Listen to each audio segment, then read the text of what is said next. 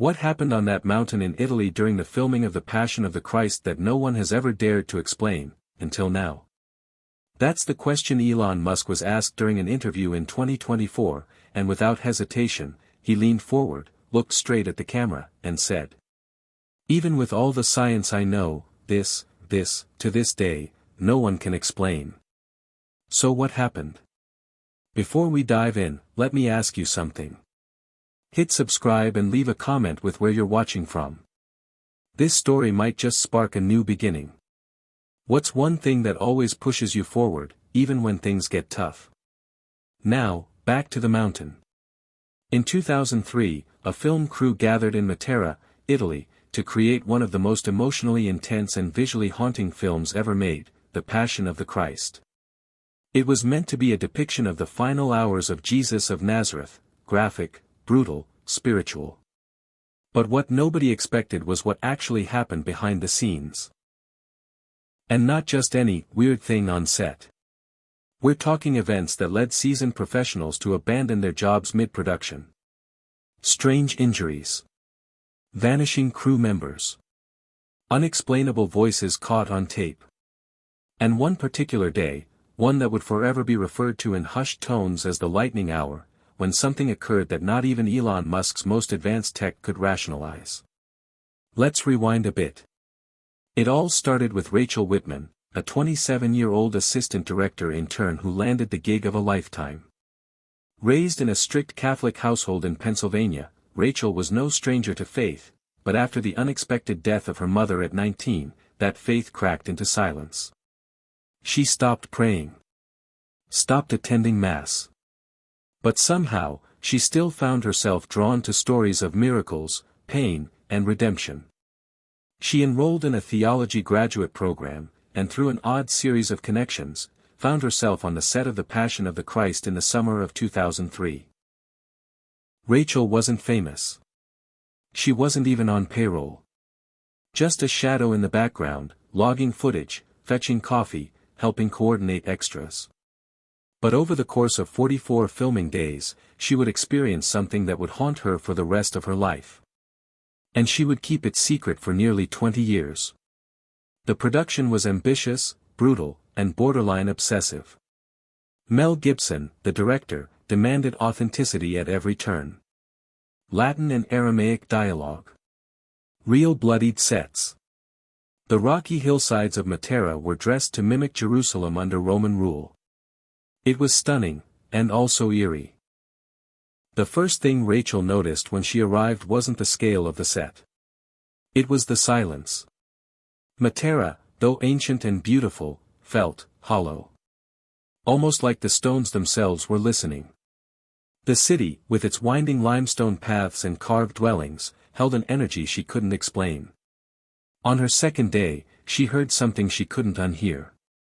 While helping position extras for the scene where Jesus is sentenced, Rachel thought she heard someone whispering behind her. She turned around, no one was there. But the whisper came again. This time, it was in Latin. She didn't speak the language, but she recognized the rhythm. It was a prayer. One she hadn't heard since childhood. Miserere mei, Deus, secundum misericordiam tuum. Have mercy on me, O God, according to thy loving kindness. She turned back toward the set, and everyone was silent. Not a single mouth moving. Not a single actor speaking. She wrote it off as stress. But that was just the beginning. The first major incident happened on day 12 of production. A camera operator named Glenn Russo fell off a scaffold while filming a wide shot of the Crucifixion Hill. He broke 2 ribs and a collarbone. He later told Rachel, "I didn't slip. I was pushed." Rachel blinked. "What do you mean pushed?" "Someone was behind me. I felt a hand on my shoulder. But when I turned, no one." The crew chalked it up to exhaustion. Long hours. High emotions. But Rachel started keeping notes. She wrote everything down in a spiral-bound journal, dates, times, places.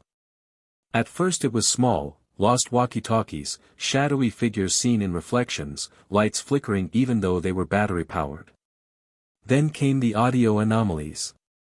Rachel was logging footage late one night when she came across a clip labeled Scene 27, Hilltop, 3:14 p.m. It was a standard wide shot.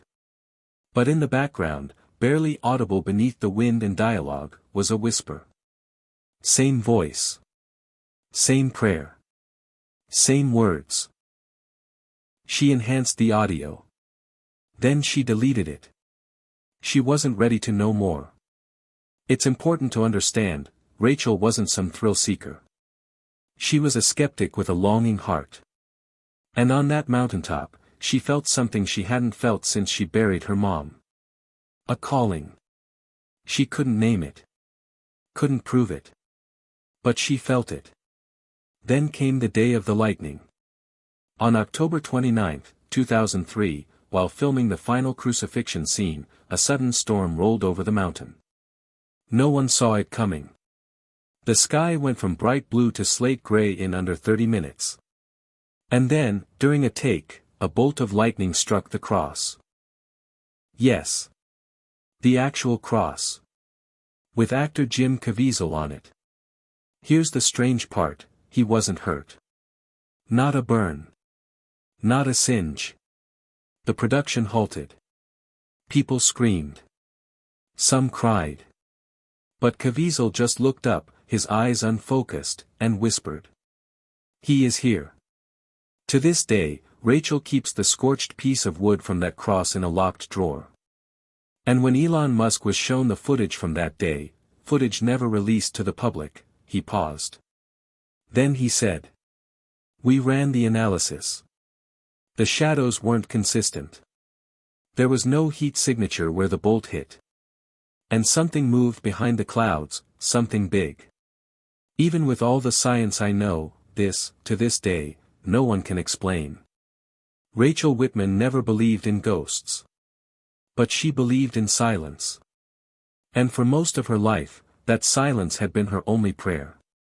Born in Scranton, Pennsylvania, Rachel grew up in a modest brick home with crucifixes on every wall and rosary beads tucked in every drawer. Her father, Harold Whitman, was a quiet but deeply devout Catholic and a local church deacon. Her mother, Lorraine, had the kind of faith that radiated, a warmth that made even skeptics feel safe. When Rachel was 12, she stood in a rainstorm outside St. Mary's Cathedral, watching her mom hand out umbrellas to homeless men who didn't even ask. That was her earliest memory of love in action, the kind of spiritual goodness that didn't come from sermons, but from sacrifice. That memory would stay with her. So would the scream she let out 7 years later when her mom collapsed at the breakfast table. A brain aneurysm. No warning. No goodbye. It was the kind of pain that unthreads everything. After the funeral, Rachel stopped going to church. She couldn't hear the hymns without choking. Couldn't look at her dad without feeling the space Lorraine used to fill. Harold grieved in silence.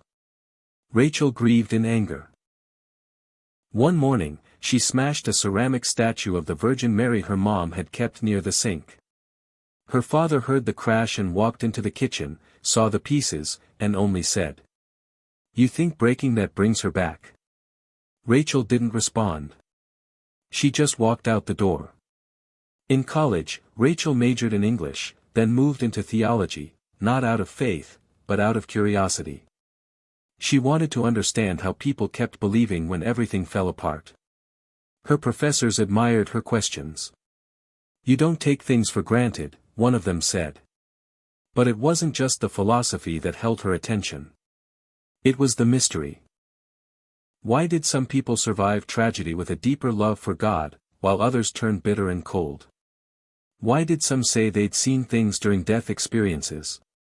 Heard voices? Felt touched? Rachel didn't know what she believed, but she kept asking. Then came Marcus. She met him during her second semester of grad school, a sharp-witted film student from Portland who had no patience for religion and even less for what he called spiritual clickbait.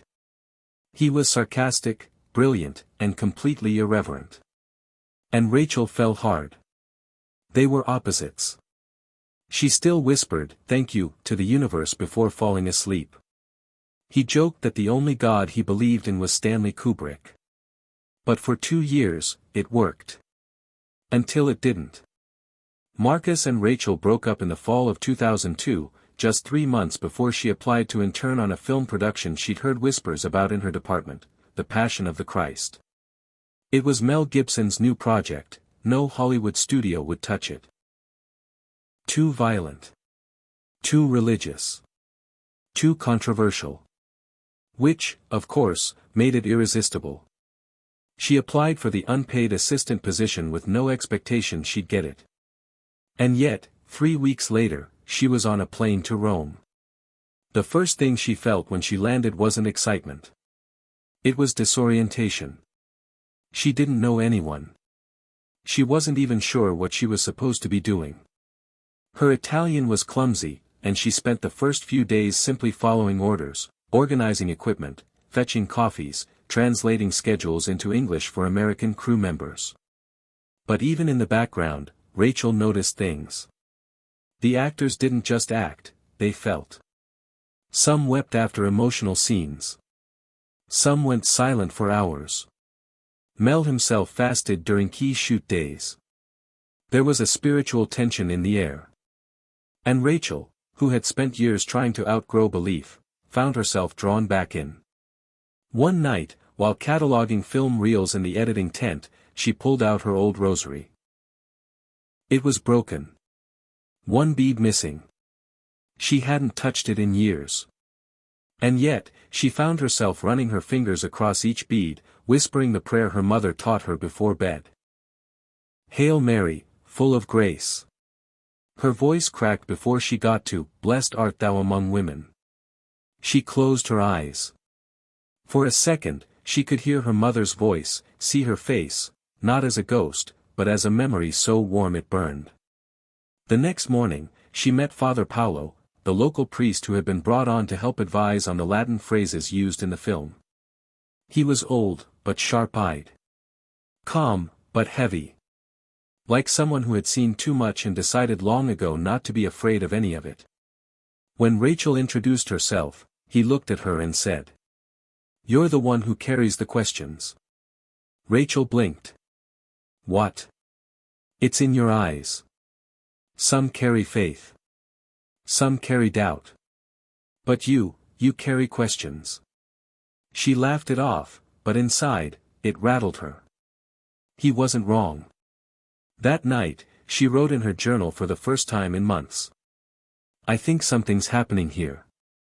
Something real. I don't know if it's holy or haunting, but it's waking something in me. Maybe I haven't been running from God. Maybe I've been hoping he'd chase me." The days passed. The shoot intensified. And so did the strange occurrences. Rachel would later say it felt like the mountain had a heartbeat. Lights malfunctioned in specific places. Actors would freeze midline, staring at something no one else could see.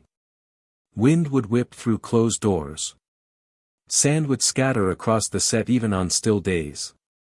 And Rachel, in her quiet corner of the production, kept watching. Kept writing. Kept asking. She didn't tell anyone what she felt. Not yet. Not until the lightning. But deep inside, something had started to shift. A silent return. A spiritual tension. She didn't believe in ghosts. But she believed in silence. And this silence was calling her. There's something different about Matera. Even if you've never heard of the place, your bones would recognize it. It's one of the oldest continuously inhabited cities in the world. A cave town carved from limestone cliffs, with a skyline frozen in time. To the Passion of the Christ production team, it was a filmmaker's dream. Natural light. Worn stone streets. Buildings that looked biblical without needing a single special effect. But to Rachel, it felt less like a film set, and more like a memory. Like she'd been here before. Even though she hadn't. The locals told stories in whispers. Not superstitions exactly, more like warnings spoken with polite smiles. Don't walk the upper caves alone. If the wind carries a whisper, don't turn around. Some walls remember what they saw. Rachel had heard all kinds of folklore during her theology studies, stories of saints and spirits, demons disguised as angels.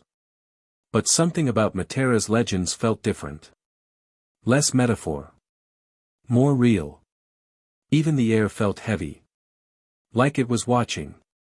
Her first week on set, Rachel spent most of her time coordinating extras, villagers dressed in ragged tunics and Roman guards carrying plastic spears that would be replaced with CGI in post-production. The days were long, hot, and dusty. But by the third day of shooting near the cliffside, where they were building a replica of Golgotha, the hill of crucifixion, things started to feel off. It began with a sound. It was just before dusk. Rachel was reviewing the next day's schedule with the assistant producer when a cold wind passed through the hilltop, unnatural for that time of day. Everyone felt it. Some of the extras shivered and looked around. Others laughed nervously. The wind came and went in less than 2 seconds. But right after it passed, a single sound floated through the silence. Miserere nobis. Have mercy on us. Rachel froze. She didn't speak Latin, but she recognized those words from church, from old liturgical chants. But no one had spoken them. The actors were out of character. The crew was silent. The cameras weren't rolling. Only Rachel seemed to have heard it. She looked toward the cliffside and saw something move, just at the edge of the rocks. A figure in white, barely visible. But when she blinked, it was gone. She didn't say anything at first. Maybe it was exhaustion. Maybe the stress of the job was catching up with her. But that night, in her notebook, she scribbled. I saw someone. Or something. Wind that didn't belong. A voice. A prayer. Why does this feel familiar? She didn't sleep much. The next morning, she ran into Father Paulo near the craft services tent. He was sipping black coffee, flipping through a leather-bound book filled with dog-eared pages. Rachel hesitated. Then. Father, have you ever heard voices, when no one is speaking? He didn't look surprised.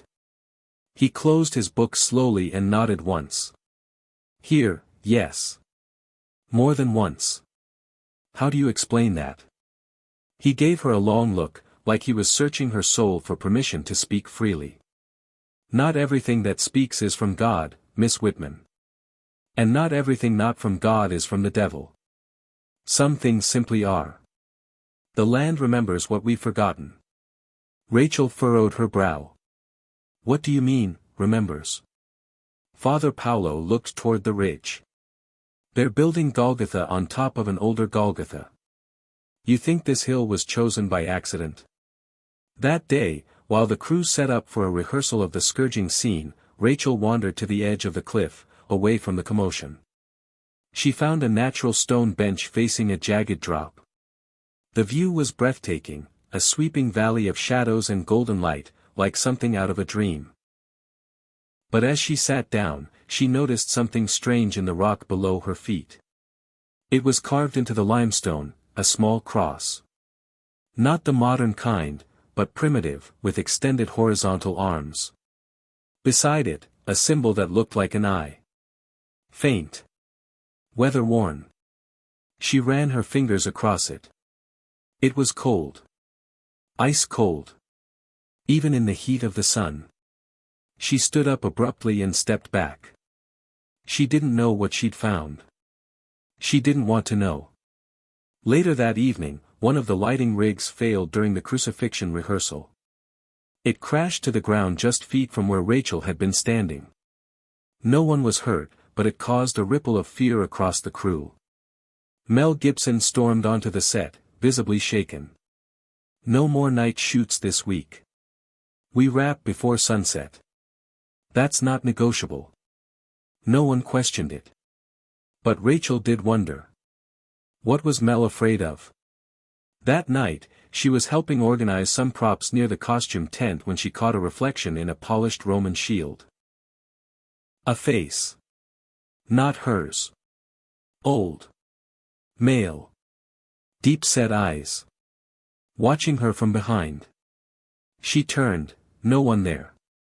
She stood frozen, heart pounding. She picked up the shield again, held it at a different angle, nothing. Just the flicker of lantern light and her own pale face staring back. She didn't write about that in her journal. Not yet. Some things you keep to yourself until they beg to be let out. By the end of that week, Rachel wasn't sure what she believed anymore. But she knew something. This wasn't just a film set. It was a collision site. Between past and present. Between faith and fear. Between seen and unseen. And she was standing right in the middle of it. They were supposed to shoot the whipping scene that morning. But something was wrong. The sky, cloudless just minutes before, had turned a pale, unnatural gray. Not stormy, just wrong. The sun seemed to shine, but shadows didn't fall the way they were supposed to. Cameras malfunctioned. The audio guy, Tom, said it felt like his boom mic was picking up radio frequencies from somewhere else. Rachel was halfway to the prop tent when it happened. She heard her name. Clear. Crisp. And unmistakably behind her left shoulder. Rachel. She turned quickly, no one. But the voice wasn't just sound. It was in her. Like an echo stitched into the air around her head. It wasn't aggressive. It wasn't kind. It was neutral. But it knew her name. She froze.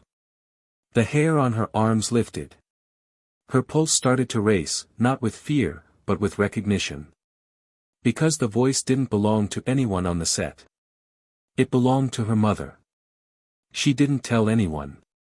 She couldn't. There was no way to explain it. Not without sounding like she'd lost her grip. But later that afternoon, while helping clean up blood packs near the crucifixion hill, she saw something else. The cross, the massive wooden replica built to hoist actor Jim Caviezel 10 feet in the air, had a new marking on its back. 3 words.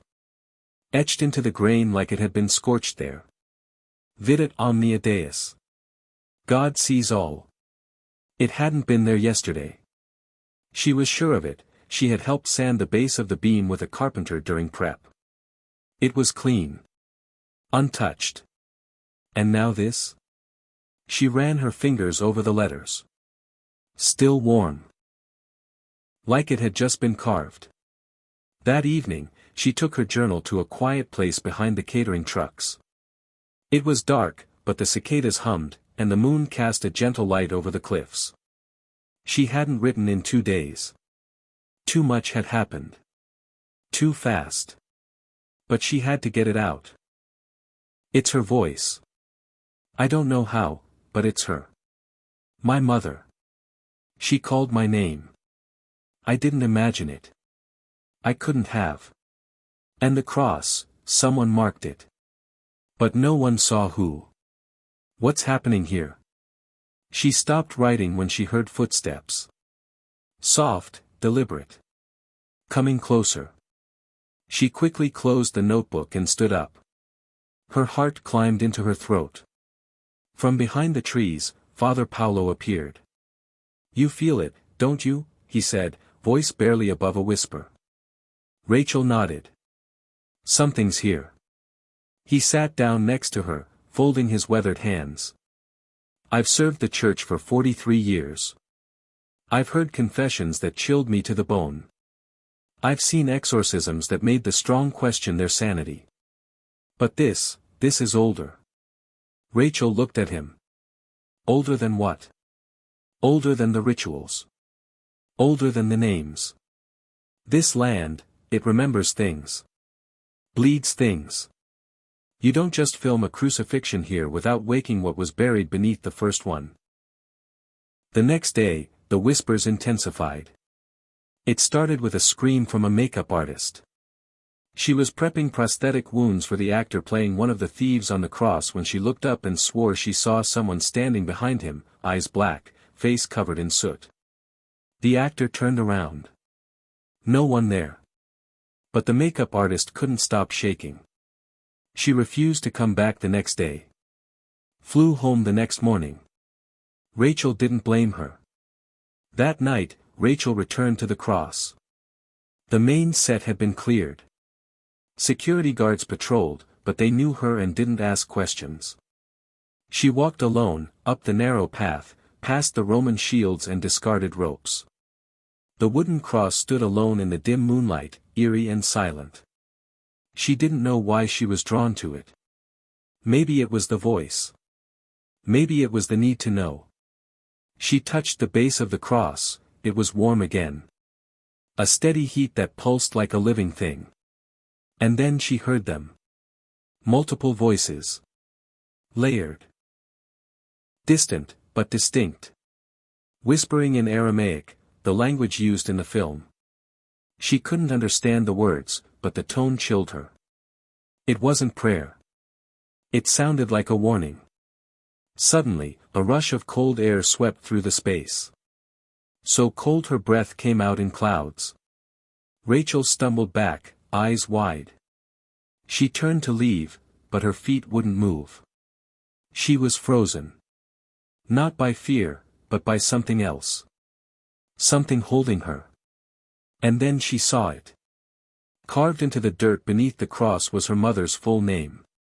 Lorraine Whitman. Rachel gasped. Dropped to her knees. No, she whispered. That's not possible. She wiped her hand across the ground. It didn't move. The letters were deep. Carved. Real. Her hands trembled. Her mouth went dry. She looked up at the stars and said the only thing she could. Mom, are you here? Silence. Then, another voice. Right behind her. He is watching. Rachel turned. But there was no one there. That night, Rachel didn't sleep. She sat in her room, staring at the journal she was too afraid to write in. The voice was no longer just her mother's. Something was mimicking it. Borrowing it. And it was getting closer. By the time they shot the full crucifixion scene, the entire crew felt hollowed out. The night before, one of the Roman soldier actors woke up screaming in his hotel room. He swore he saw his deceased sister standing at the foot of his bed, eyes bleeding, mouth sewn shut. He didn't return to set. The local priest was asked to bless the hill again. He declined. Some places, Father Paulo said quietly, aren't meant to be silenced. You either listen, or you leave. But Mel Gibson pushed forward. And on day 36, Jim Caviezel was strapped to the cross for what was supposed to be a wide shot, a slow pan across the hill, with thunder rumbling in the distance. That thunder wasn't in the script. Rachel was standing off to the side, clipboard in hand, watching through a monitor. As the camera began its slow sweep, Jim's body hung limp from the cross. His eyes were supposed to be shut. But they weren't. He was looking into the sky. Not blinking. Barely breathing. Then, the wind hit. Hard. The kind of gust that feels like it's pushing through you, not around you. One of the smaller crosses fell over, crashing loudly against the stone. The director called for a cut. Jim didn't respond. He just kept staring. Rachel rushed up the hill with 2 production assistants. When she got close, she saw it, his face was pale. His lips moved, but no words came out. Jim, she asked. You okay? He blinked once, slowly, and whispered. He was there. Rachel leaned in. What do you mean? Jim looked down at her, and she would later write that she had never seen a man look more afraid. Behind the clouds. Watching. He wouldn't say another word until later that evening. Rachel found him sitting alone in a dark corner of the makeup tent. His robe was still streaked with fake blood. His eyes, blank. She sat beside him in silence for a long time. Then finally asked. "What did you see?" Jim didn't look at her. "I wasn't acting," he said. "I couldn't move. My arms were strapped, and I thought, okay, just breathe." But then, the sky changed. Rachel nodded slowly. "The clouds?" Jim shook his head. "Not clouds. Something behind them. A shape. Like a face made of thunder. It didn't speak with words, but it pressed something into me. Like a message." Rachel leaned closer. "What did it say?" He paused. "It said, 'You are portraying what you don't yet understand.'" Rachel's skin prickled. He continued, voice barely audible. "Then I felt the rope burn through my wrists. Not fake pain. Real. Like it was branding me.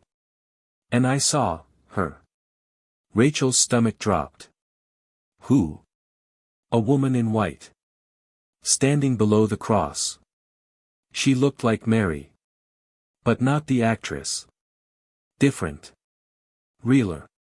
She looked at me and whispered a name." He finally turned to Rachel. "She said your name." Rachel stood up. "No. Stop.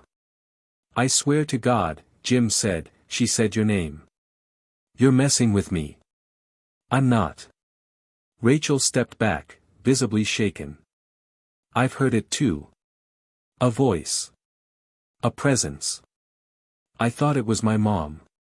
Jim swallowed hard. "Then I'm scared for you." Rachel narrowed her eyes. "Why?" He reached into his robe pocket and pulled out something wrapped in cloth. Slowly, he unfolded it. It was a splintered piece of wood, from the cross. Etched into its surface were the same 3 Latin words Rachel had seen carved days earlier. Videt omnia Deus. God sees all. "It appeared after the lightning strike," Jim whispered.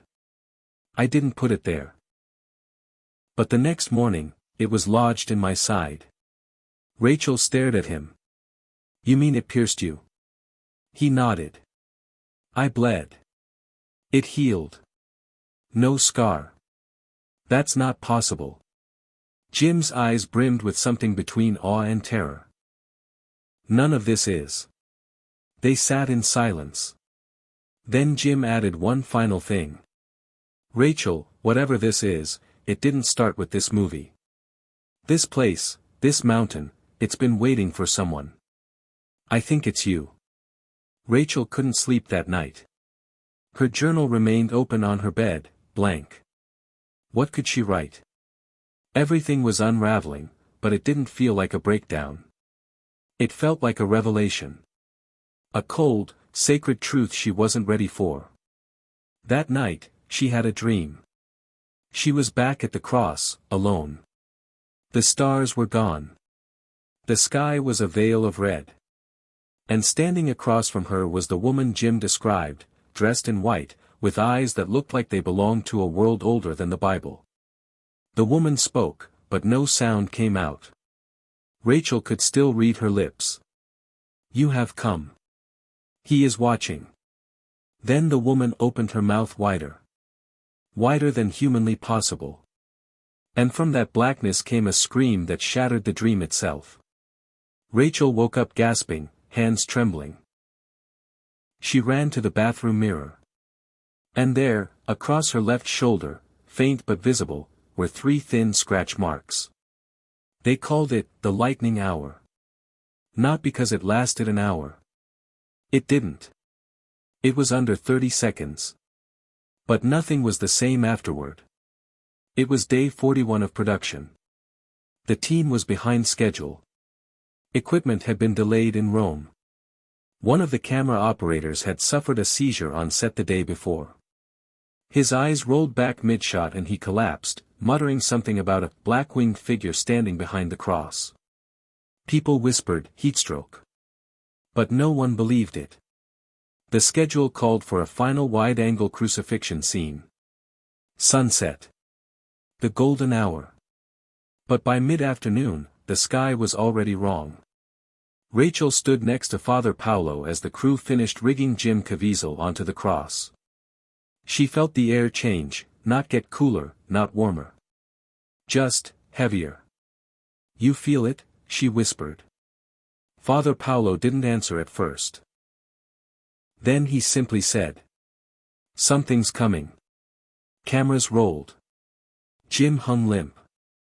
Arms outstretched. The crew held their breath. The clouds, once distant, now swirled low over the cliffs like smoke from a fire unseen. And then it happened. The first crack of lightning hit too close, not near the equipment, but directly behind the cross. The entire sky boomed. Several people screamed. Rachel dropped her clipboard. One of the Roman soldier extras ran. Then the second bolt struck. Directly onto the top of the main cross. The sound was a detonation, not thunder, like the earth itself cracked open. Rachel's ears rang. A camera exploded in sparks. The lights surged and went black. Jim Caviezel screamed. Not in character. In pain. Rachel sprinted up the hill. The wind was chaos. Dust swirled in circles. Hair whipped across her face. Props were flying, wooden beams, costume robes, plastic shackles. The cross was on fire. Not from the base, from the top. As if the lightning hadn't just struck wood, but something inside it. Jim writhed, screaming, "It's in my chest. It's in my chest." Two crew members helped lower him while others scrambled to put out the fire. His skin was scorched. His left shoulder, blistered. His hair smoked. And still, he kept repeating. "He looked into me. He looked into me." When they finally got him down, he fainted. Rachel grabbed his arm, the same arm she saw the mark on 2 nights ago. Now it had changed.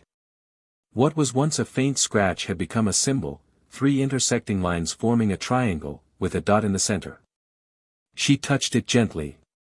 Jim's body jerked, not in pain, but like something inside responded. Then his eyes opened and he said, "He knows your name now." Production was shut down for 2 days. No one spoke on the record. Mel refused interviews. The footage was labeled corrupted, though the lightning strike was clearly captured on multiple angles. And yet, the strangest part wasn't what was seen. It was what wasn't. When they reviewed the footage frame by frame, lightning did strike the cross, that much was clear. The sky lit up in frames so bright it washed out faces. But in 4 separate shots, taken from different angles, the bolt splits in midair. Not randomly. Not due to wind. The lightning forks into 2 perfect vertical lines, forming what can only be described as a gate, a rectangular opening of pure white light. And for 3 frames, something steps through it. No one could agree on what it was. Some said a man-shaped shadow. Others swore it looked like a winged figure. One frame technician refused to touch the footage again, muttering that he saw a face in the light with no eyes. Mel said nothing. He just ordered the drives locked. Rachel sat outside her hotel that night, watching the stars, or trying to. There were none. Just haze. She still hadn't written a word in her journal. But her thoughts were racing. She'd grown up believing God lived in light. In peace. In moments of quiet grace. But this? This wasn't peaceful. This wasn't quiet. This was loud. Terrifying. Violent. Alive. She remembered Jim's words. "You are portraying what you don't yet understand." And suddenly, she wasn't sure if anyone understood what they were truly making. Later that night, a knock came at her door. It was Father Paulo. His face was pale. His hands trembled slightly. He held something wrapped in linen. "This was found at the base of the cross," he said. Rachel unfolded the cloth. Inside was a blackened nail, ancient-looking, rusted, but hot to the touch. Etched along the shaft were words in Aramaic. Father Paulo translated aloud. "I am not what you think I am." Rachel stared at him. "What does that mean?" He didn't answer right away. Then. "Maybe this film isn't a retelling. Maybe it's an invocation." The camp didn't sleep anymore. After the lightning, after Jim's collapse, after the footage that couldn't be explained, there was no such thing as normal on set. People stayed in groups. No one walked alone after sundown. The production's once slick machine ran slower now, cautious. Spooked. And rumors began. Not about angels. Not about miracles. But about something else. It started with the costumer, Elaine. She was a seasoned wardrobe supervisor, having worked on everything from Braveheart to Band of Brothers. She didn't scare easy. But one night, around 2:13 a.m., she radioed security from inside the main costume tent. "There's someone here," she whispered. "They're not speaking. They're standing still." The line cut out. When guards arrived, they found the tent empty. But all of the costumes, every robe, tunic, and cloak, had been turned inside out. Hung back on their racks. Perfectly neat. Elaine was found 30 minutes later, wandering barefoot along the cliffs. Unharmed. But her eyes were wide, unfocused. She kept repeating the same line. "He wears the cloth of the punished." Rachel heard the story the next morning from a shaken production assistant. She didn't laugh it off. She didn't ask questions. She knew. Whatever it was here now. And it was beginning to move. That night, she stayed late to gather props after a late-night reshoot. Most of the crew had gone. A few grips lingered near the lights, chatting nervously. The wardrobe tent was on the far end of the camp, tucked between a line of olive trees and the stone path leading to the main set. It was quiet. Still. Rachel stepped inside. The moment the tent flap closed behind her, the air changed. Thick. Damp. Like the oxygen had been sucked out and replaced with something, waiting. The lantern inside flickered. She turned to grab a folded tunic, and then she saw it. A shadow near the back of the tent. Not cast by something, it was the something. A figure. 7 feet tall, unmoving, impossibly black, not in color, but in absence. There were no features. No face. Just an outline of what could have once been human, but now stood wrong. Too still. Too quiet. Rachel blinked. It didn't move. She swallowed hard and took a step back. "Who's there?" No answer. The lantern pulsed. The light dimmed. The shadow tilted its head, just slightly.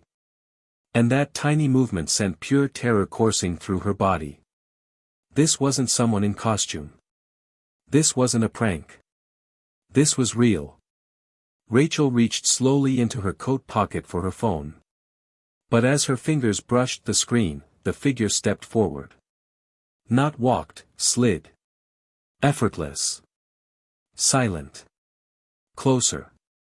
It stopped just inches from the lantern. And now she could see eyes. Not glowing. Not human. But sunken holes, pits of complete dark, like looking through a crack in the world. Then it spoke. But the sound didn't come from its mouth. It came from inside her mind. He waits for what was promised. The tent's walls shook. The lantern fell and shattered. Rachel screamed and stumbled backward, crashing through the flap and into the open air. The camp was dark, but the stars above suddenly flared. Brilliant and sharp, like eyes staring down. A sound followed, a deep hum, like 1,000 voices breathing in unison. Rachel turned to look back. The tent was empty.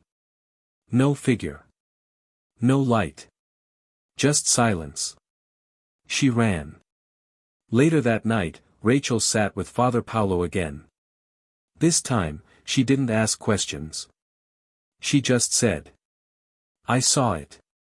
He nodded. "You weren't meant to." "Not yet." Rachel looked at him, wide-eyed. "Then why now?" Father Paulo took a long breath. "Because it knows you're the key." "Key to what?" "To the thing that's waking up." Rachel didn't go back to her room. She sat outside all night, shivering in the cold, waiting for dawn. She didn't sleep. She didn't write. All she did was whisper her mother's name and wonder if she had really died, or been taken. The morning after the wardrobe tent incident, the set was quieter than ever. No one spoke above a whisper.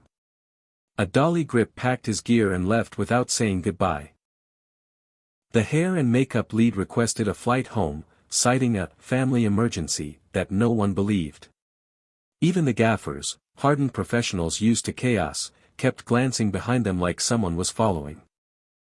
Rachel couldn't shake the feeling either. The shadow in the tent hadn't followed her. It had entered her. Or maybe it had always been there, and had just decided to reveal itself. Mel Gibson found her alone by the catering truck around noon. He was holding 2 coffees and wearing sunglasses, even though the sky was overcast. "Can I steal a moment?" he asked. Rachel nodded. She hadn't spoken much since the incident. He led her to a quiet ridge overlooking the valley. The view was wide and haunting, old stone walls, broken roads, and the faint outline of a ruined church nestled among the olive trees. Mel sat down on a rock. Rachel followed. For a long time, neither of them said a word. Then he asked, "Do you know why I chose Matera?" Rachel looked at him. "I figured the architecture." Mel chuckled. "That's what I tell the press." A beat. Then he removed his sunglasses. His eyes were bloodshot. Tired. But focused. "I came here 20 years ago. Long before the script. Before the passion was even an idea." Rachel raised an eyebrow. "Why?" Mel stared off into the valley. "A priest I knew, a scholar, told me about a monastery here. Said there was a scroll hidden in the catacombs beneath it. Something untranslated. Something, not biblical, at least not canon." Rachel sat up straighter. "Did you find it?" He nodded slowly. "Sort of. The place was gone by the time I got here. Bombed in the war. But I spoke to an old groundskeeper. Said his father worked under the church before it fell. Used to describe a room with no corners. Said when you stood inside it, you could hear voices, but not from above. From beneath." Rachel's heart thudded. Mel continued. "He called it, the Chamber of the Accused." "What does that mean?" Mel looked her in the eyes. "It was a place where priests would bring relics they couldn't explain. Items that made people sick. Things that glowed in the dark without light. Pieces of wood with words that reappeared after being burned. Nails that bent in perfect circles when placed near holy water." Rachel felt her throat go dry. "You think the cross we're using is made from that wood?" Mel didn't blink. "I know it is." Rachel stood, shaking her head. This was supposed to be a film. About sacrifice. About love. Mel stood with her. "It still is. But we're not the first to try and tell this story. And every time someone does, something ancient wakes up. Wakes up. It doesn't like being remembered. Not the way we do it. Not with cameras. Not with microphones. It sees our retelling as a mockery." Rachel's voice dropped. "You mean God?" Mel hesitated. "I don't know if it's him. Or something that was cast down long before him. But I know this, when we speak his suffering out loud, when we put it on screen, we pull something through. He reached into his coat and handed her a folded piece of paper. This was left on my chair the day after the lightning strike. Rachel unfolded it. The paper was old, yellowed, burned slightly around the edges. The handwriting was in red ink, no, not ink. Something thicker. It read, "Every image carved in flesh becomes a door. You are the frame." Rachel whispered it aloud. "What does it mean?" Mel answered with a single sentence. "I think we're filming a keyhole." Suddenly, it all came flooding back. The voice in the tent. The eyes in the fire. The triangle burned into Jim's skin. The lightning bolt that split the sky like scissors opening a seam. She looked at Mel. "What do I do now?" He didn't smile. "Either finish the film, or burn it." That night, Rachel didn't sleep. Again. Instead, she stood outside the costume tent, staring into the dark, daring it to speak again. It didn't. But the next morning, something did. Written in the sand just outside her trailer door were 5 words. "The veil thins at 9. It was exactly 9 p.m. when Rachel stood at the base of the hill. The set was empty, save for a few scattered props left by the night crew, the broken pieces of crosses, discarded cloaks, the flickering lights that had failed hours ago. It was eerily quiet. Rachel had learned to expect silence by now. The kind of silence that felt too heavy, like a thing in itself. She'd seen the writing in the sand that morning. "The veil thins at 9. She had no idea what it meant. But standing here now, it felt like it had always been inevitable. She'd been avoiding it, but now, she couldn't. There was no one to turn to for answers. Not Father Paulo. Not Mel. No one had been able to explain what was happening. The lightning, the shadow, the strange things Jim had said, it was all connected, tangled in ways that twisted logic and reason. And now, the film had become something else. Something, alive. Rachel climbed the hill. She couldn't help but notice how everything seemed sharper. The way the air moved, the slight rustle of the trees, the creak of old stone underfoot. The faint light of the moon did little to cut through the deep shadows that stretched across the set. The crosses were still in place, but they had changed, there was something different about them now. The shapes of the shadows seemed to bleed and stretch unnaturally, like faces pressed against a pane of glass. She reached the top, where the set's center cross stood alone, a towering figure of wood and rope. And then, she felt it. The coldness. It wasn't just the night air. It was a presence, a sharp chill that ran down her spine like fingers against her skin. Something was watching her. Rachel stood still, straining to listen. At first, she heard nothing. Just the wind. Then. A voice. Soft. Faint. A whisper that seemed to come from the very ground beneath her. "Rachel, come closer." Her breath caught in her throat. It was a woman's voice. Familiar. But too distant, too hollow. It felt like the ground was calling her, like she was being pulled by an unseen force. She took a step forward, heart pounding in her chest. The cross, the center one, the one they had used for Jim's final scene, began to shift. The shadows around it bent, moving with a purpose. The air seemed to distort, like heat rising off pavement, but it was cold, not warm. There were no visible sources of light, yet the crosses began to glow, a dim, unnatural radiance that bled into the night, casting the entire set in eerie shadows. And then, she saw him. He wasn't a man, not exactly. He stood at the foot of the cross, a tall figure draped in black. His features were distorted by the shadows that clung to him like smoke. He was more than a person. Not quite human. His form shimmered, shifting, as if he were made of the darkness itself, folding and unfolding in strange, unsettling angles. But his eyes. His eyes. They were pools of blackness, deeper than night. There was no light in them, no reflection. Just an emptiness that swallowed everything around him. Rachel couldn't move. She couldn't look away.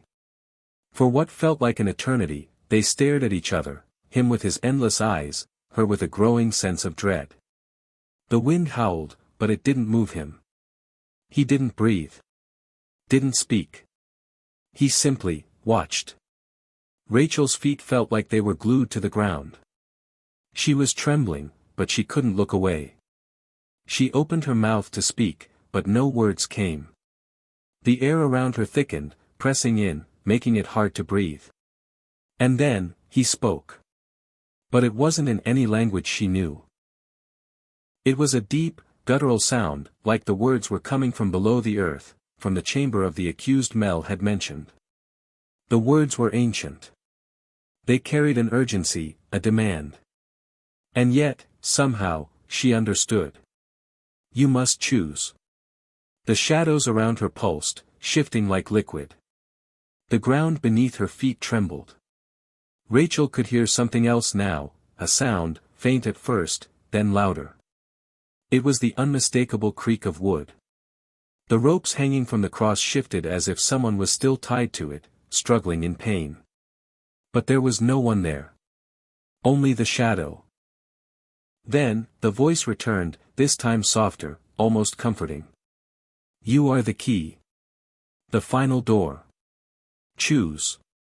Rachel stepped back, her legs shaky beneath her. Choose what? She gasped, her voice cracking. The figure didn't answer, but the air grew colder still, the ground beneath her feet shaking violently now. She closed her eyes, feeling the pressure of everything pressing against her. The voices were louder now, echoing in her head, dozens of whispers, all at once, all pleading, demanding, calling her name. Then, she felt it. A presence, not just around her, but inside her. It felt like something was crawling beneath her skin, pulling at her thoughts, her very soul. She felt it ripping her apart from the inside. But then. There was a flash, a blinding light that engulfed her completely. When Rachel opened her eyes again, she was no longer on the hilltop. No longer in the set.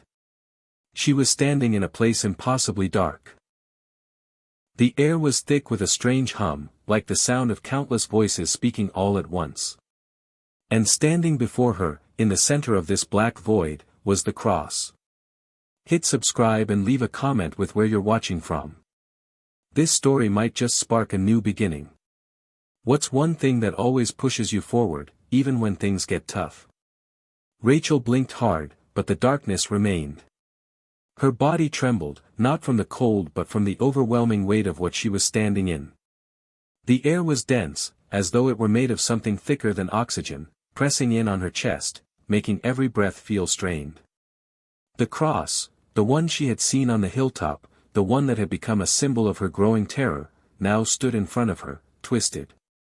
It was no longer just a prop. It was alive, pulsating with a sickly, black light that seemed to swallow all around it. Its shape was not entirely human. It was like a mirror, reflecting distorted, inhuman versions of everything around it. But despite the horror it radiated, the light, that strange, dark glow, beckoned her forward. Rachel felt it. It was as if the cross were calling her, pulling her toward it. She felt no escape. No relief. The whispers in the air grew louder, voices, thousands of voices, each one speaking in a language she couldn't understand, but the meaning cut through to her core. The final door opens. Come. Come and see. Her pulse raced, and she forced herself to step back, but the void shifted. The ground beneath her feet rippled like liquid, like she was standing on the surface of a strange sea. The whispers didn't stop.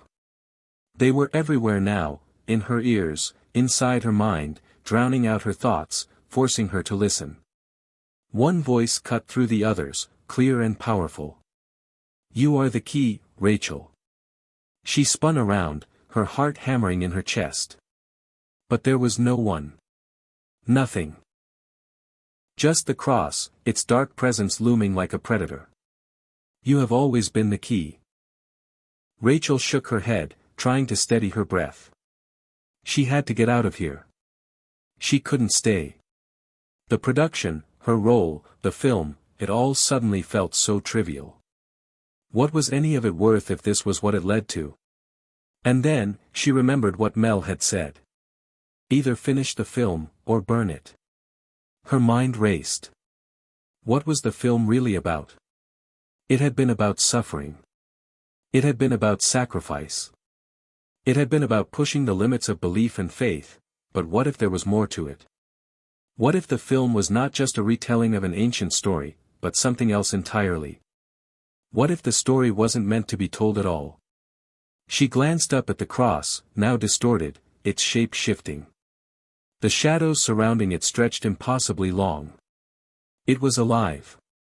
And it was waiting. The air around her vibrated with an intense, unspoken urgency. It was as though the very space around her was collapsing inward, pulling her toward the center.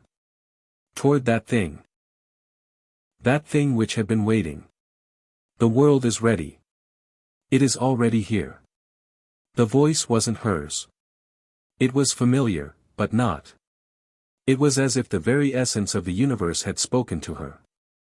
And that, more than anything else, terrified her. What was it trying to say? Who was it speaking for? Rachel's breath was shallow, her thoughts fragmented. This was no longer a film. No longer just a production with actors and cameras. This was something ancient. Something that had been here before humanity had learned how to tell stories. This was about power. Power beyond comprehension. Suddenly, there was a shift in the air. The ground shuddered beneath her feet. The shadows of the cross twisted and snapped like live creatures, their movement impossibly fast, their forms disjointed. Rachel stumbled back, her heart pounding. Then, the voice returned. You will choose. She didn't know how long she had been standing there, or if it even mattered. The world had stopped making sense. Every instinct screamed at her to run. But in the pit of her stomach, she knew, she couldn't escape. She turned slowly, eyes locking onto the cross again. Its glow had intensified, shifting in hue from black to red. It was no longer a mere object, it was the door. The threshold. The whispers grew deafening.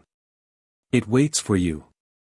Rachel looked around desperately, her mind spinning with the weight of the decision she had to make. The door was open. The moment of choice had arrived. She had been offered a choice before, a way out, a way back to safety. But now, as the present seemed to pull at her very soul, she realized there was no way out anymore. The door had already been opened. And no matter what she did, no matter how far she ran, it would follow her. She had to make a decision. She took a deep breath. There was no longer a question of whether she could escape. It was too late for that. She stepped forward. And in that instant, the world collapsed. The cross split apart like a fragile wooden toy. The darkness exploded outward, sucking everything into it. And then, the world went black. Rachel woke up, gasping for air, as if she had just surfaced from a drowning nightmare. Her hands gripped the cold earth beneath her. Her body ached. But this wasn't the void. This wasn't the terrible place she had just seen. She was back on the hilltop. The cross was gone. Everything was still. And then, Rachel heard it. The thing she hadn't expected, the sound of footsteps. Rachel stood at the center of the set, her heart pounding, her chest tight with the weight of what she had experienced. She couldn't quite shake the feeling that something wasn't right. She had woken up on the hilltop, back in the same place, yet it felt wrong. It was as though the ground beneath her feet had shifted, and she could no longer trust the reality she was standing in. Everything around her seemed too still. Too quiet. The crew was setting up the final scene, the one they had all been preparing for. The culmination of the entire film, the moment of sacrifice that had been building for months. This scene was supposed to be a reflection of everything the film was about: pain, redemption, and ultimately, salvation. But Rachel couldn't stop the nagging feeling that something was off.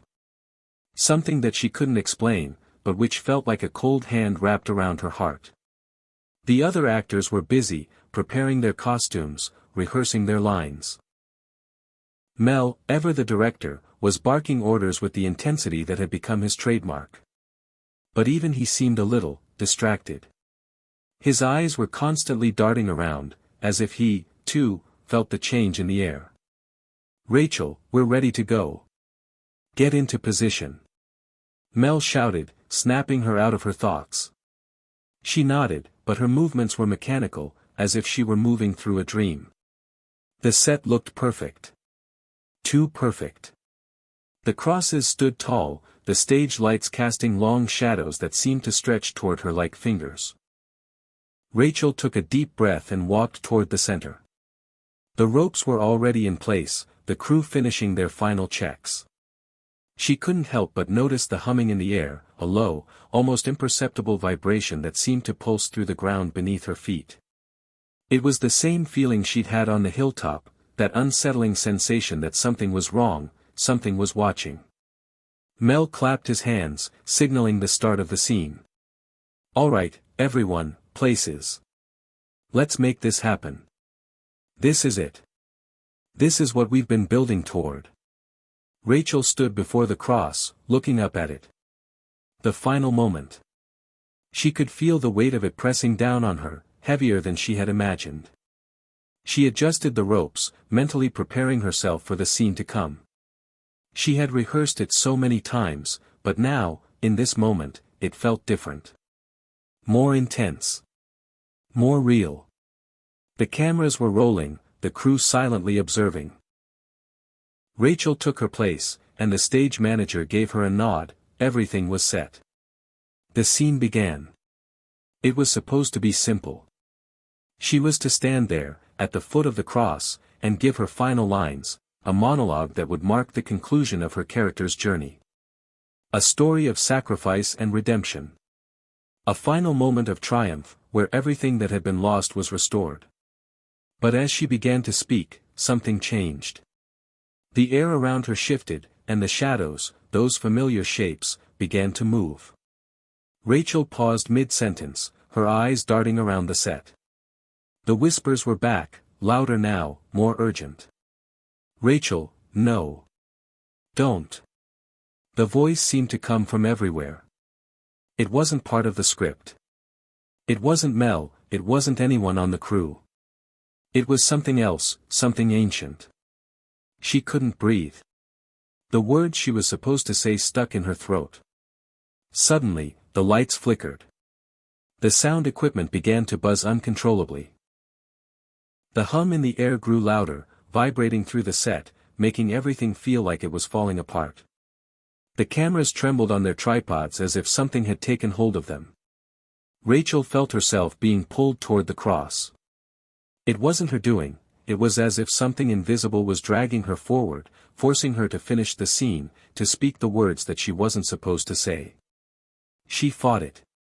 She fought with everything she had, but the force was too strong.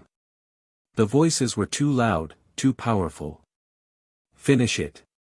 Rachel's eyes locked onto the cross in front of her, and for a moment, she swore she saw something move in the shadows. A figure, a silhouette. It was a person, or at least it had the shape of one. But there was no face. No features. Just darkness, a presence. Her breath caught in her throat. She didn't know what was happening anymore. Was this part of the scene? Was this part of the film? But the energy around her felt wrong. The cross seemed to be alive, pulsing with an eerie power. The shadows around it grew longer, darker. They stretched, reaching toward her, and she had to fight the urge to scream. She had to finish the scene, but it felt like she was no longer in control. The whispering voices intensified. The final scene, the last choice. Suddenly, the ground beneath her feet cracked. The set trembled, and the air was thick with a pressure that made it hard to breathe. The ropes that had been prepared for her now felt like chains, pulling her toward the cross, forcing her to surrender. No. She had to fight this. Her hands trembled, but she found the strength to push back.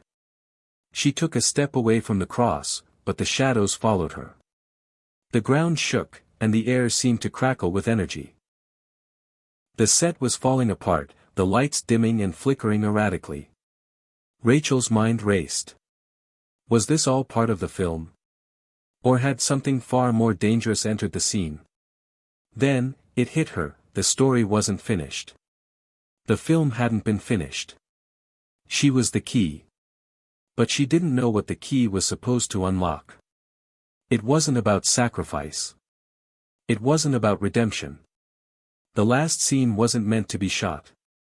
It was meant to open something. She had a choice. The voice spoke again. You can stop it. You can finish it. The choice is yours, Rachel. What will you choose? The tension in the air was unbearable. The set was falling apart around her, and the choice she had been given, the choice that had been set in motion from the very beginning, was now in her hands. But what choice could she make? Rachel stood frozen, her breath coming in shallow gasps, as the chaos of the set swirled around her. The air was thick with a palpable electric tension, and the ground beneath her seemed to tremble with each passing second. The cross, now more twisted and distorted than ever, loomed in the center of the stage. It pulsed with dark energy, casting unnatural shadows across the set, as if the very fabric of reality was beginning to unravel. The crew had scattered, shouting in panic, but no one seemed to know what was happening. The lights flickered violently, and the cameras continued to spin wildly, capturing something no one should see. Mel was nowhere to be seen, having vanished into the chaos. The only sounds left were the harsh whispers that clawed at her mind, each one more insistent than the last. It's too late, there's no turning back now. Rachel's hands shook as she clutched the ropes that were meant to bind her for the final scene. They burned in her palms, like the chains of an unseen force, pulling her toward the cross. She tried to move, to run, but her feet were rooted to the floor. She was trapped, caught between the world of the film and something far worse. The voices that had once been whispers now screamed in her ears, each word cutting deeper than the last. You are the key, Rachel. This is your destiny. But she didn't want to be the key. She didn't want to play the part that had been chosen for her. The cross was no longer just an object in a film. It was a living, breathing entity that was drawing her in. Its twisted form shimmered with dark energy, and as Rachel looked into its depths, she saw something. Something that didn't belong in this world. It was as if the film itself was becoming a portal, a doorway to something ancient, something that existed before time, before humanity even had a concept of storytelling. Her vision blurred as the air grew heavier. It was like drowning, but not in water. It was suffocating, oppressive, as though something was trying to take over her mind, to control her very soul. Rachel gasped for air, but the whispers only grew louder, more demanding. Finish it. Choose. There's no escape. The ground beneath her cracked again, and the shadows that had once been harmless now surged toward her, wrapping around her like a suffocating cloak. She screamed, but no sound came out. Her voice was swallowed by the oppressive force that surrounded her. But then, as if something had shifted, she saw it, Mel. He was standing at the edge of the set, his face pale, his eyes wide with terror. He wasn't just a director anymore. He wasn't just a man obsessed with his film. He was part of it. He was in it. The lines between him and the production had been completely erased. He reached out to her, but his voice was no longer a plea. You have to finish it, Rachel. You're the only one who can. We're all trapped here now. Rachel's heart skipped a beat as she saw the terror in his eyes. He knew. He knew what had happened. He knew the consequences. But why hadn't he warned her? Why had he let this go on? Rachel's mind raced. She wasn't just in danger, they all were. And she was the one who had unleashed it. Her breath caught as the shadows suddenly lashed out, grabbing her, pulling her toward the cross with impossible force. The ropes that had once been used for the scene now felt like bindings, shackling her to something much worse. The whispers drowned out her thoughts, and the presence of the cross loomed ever larger. This is the end. You're the last. Rachel screamed. She fought against the invisible force that was dragging her in, but it was no use. The world around her seemed to collapse, the edges of reality blurring and twisting, until there was nothing left but darkness. And then, suddenly, everything stopped. It was quiet. Too quiet. Rachel opened her eyes, half expecting to find herself trapped in the nightmare that had engulfed the set. But instead, she found herself standing on an empty street. The night sky above her was clear, the stars shining with an unnatural brilliance. The city lights in the distance flickered, but there was no sound. No people. Nothing but silence. She looked around, disoriented. Where was she? Had she been transported? Was this some kind of illusion? And then, she felt it. A presence. The same one that had haunted the set, the one that had spoken to her. It was here too. Watching her. Rachel turned around slowly, her eyes scanning the empty street. She could hear footsteps now, soft at first, but growing louder. A figure emerged from the darkness, a man, his face hidden in shadow. He wore a dark coat, and his eyes glowed with an eerie light. "You cannot escape, Rachel." The voice sent a chill down her spine. She didn't recognize him, but she knew he was part of this. The figure stepped forward, and as he did, the street seemed to shift. The city around her blurred, and she felt the ground beneath her feet begin to melt. The world was warping, and she was being pulled into something else. "You've opened the door. There's no going back now." Rachel's stomach dropped. She couldn't breathe. She had made the wrong choice. She had let it in. The world shattered around her. The streets disappeared. The figure disappeared. And once again, Rachel found herself standing in the center of the set, the cross looming over her. But this time, everything was different. The camera lights were gone. The crew was gone. The whispers had stopped. And the cross was no longer just a prop. It was alive. Rachel's head throbbed as she stood there, frozen, her heart pounding in her chest. She tried to move, but her body wouldn't obey. The world around her was no longer the set she had known, it was something else. The cross loomed before her, its twisted form pulsating with an energy that wasn't natural, as if it were a living, breathing entity, its very presence warping the air around it. The whispers that had haunted her every step had stopped. There was no sound. No voices. Only the oppressive, suffocating silence that surrounded her like a thick fog. And yet, the weight of the presence she felt, something ancient, something dark, was more suffocating than any noise could ever be. Rachel could still feel the cold pull of the cross, its presence like a magnet drawing her toward it. She didn't know why, but she knew with every ounce of her being that she had to resist. This wasn't a film anymore. This wasn't even reality. This was something beyond.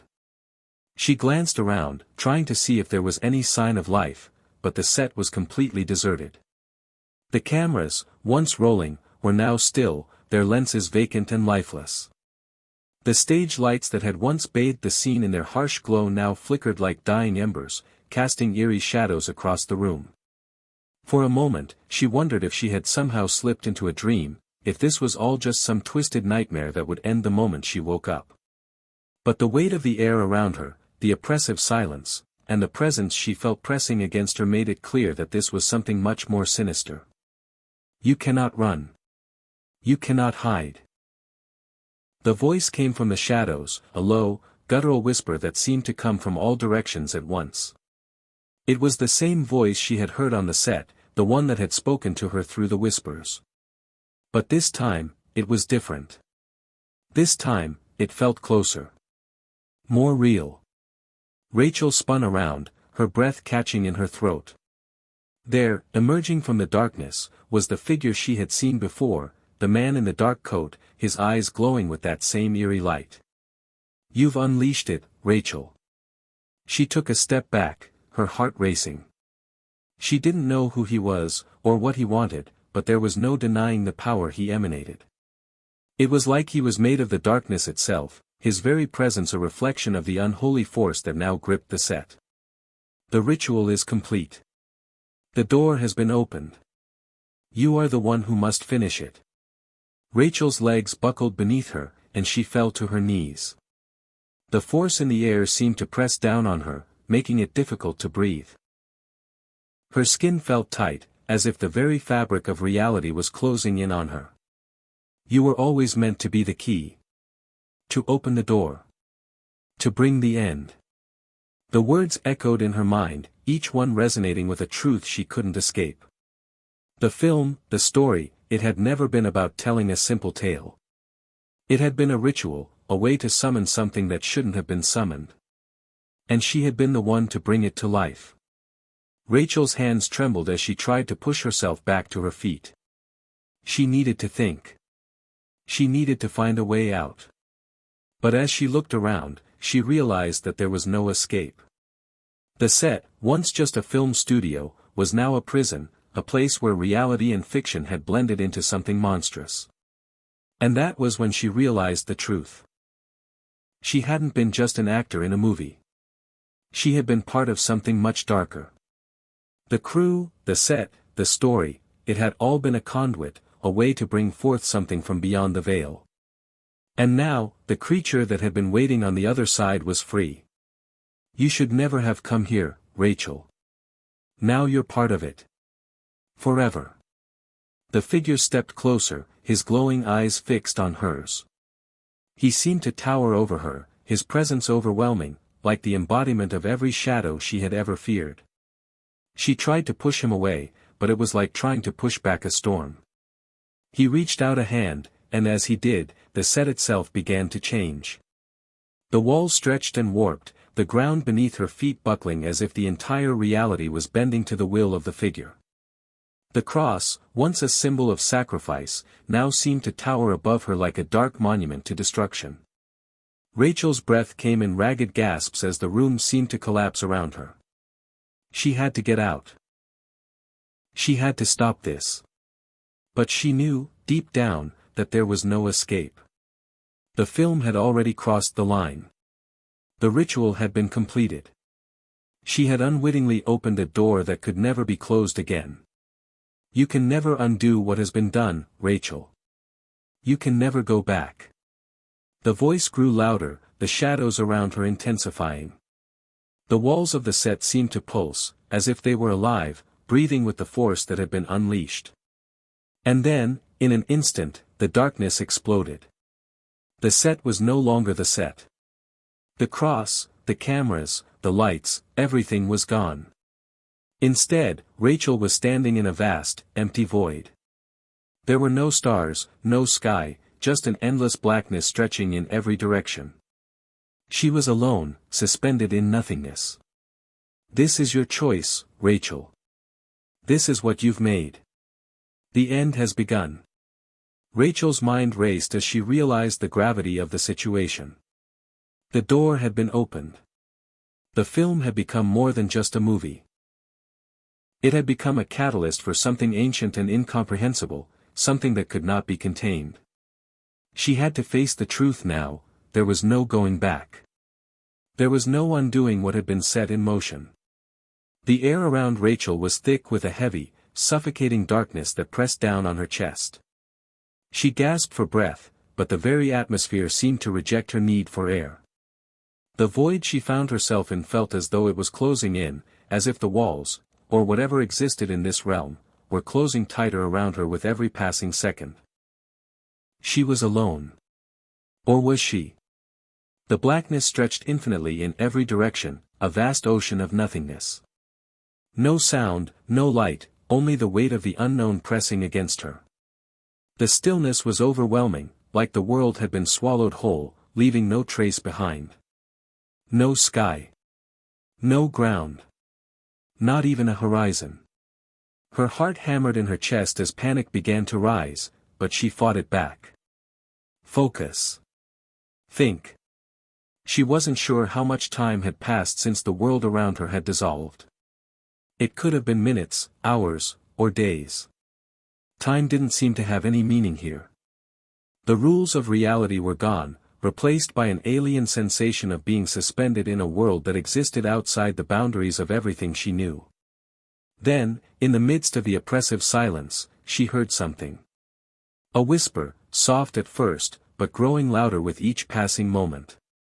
"You shouldn't have opened the door, Rachel."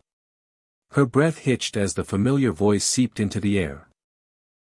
It was the figure, the man who had appeared to her on the set. The one who had told her she was the key. The one who had warned her that the ritual was never meant to be completed. But this time, the voice was different. It wasn't just an echo of his words.